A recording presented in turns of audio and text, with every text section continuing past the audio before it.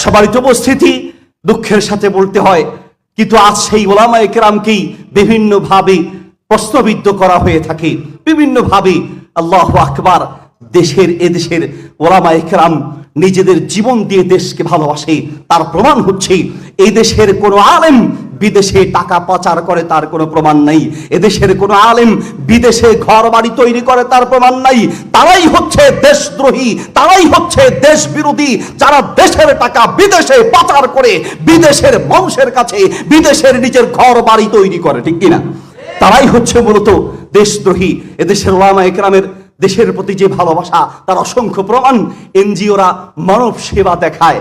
এদেশের প্রত্যেকটা আলেমের দায়িত্বে খোঁজ দিনে দেখবেন অধিকাংশ আলেমের দায়িত্বে অসংখ্য এতিম আছে, অসংখ্য মিসকিন আছে, অসংখ্য মাদ্রাসার ছাত্র আছে, যাদেরকে দেশের ওলামায়ে কেরাম নিজের রক্ত পানি করা অর্থ দিয়ে তাদের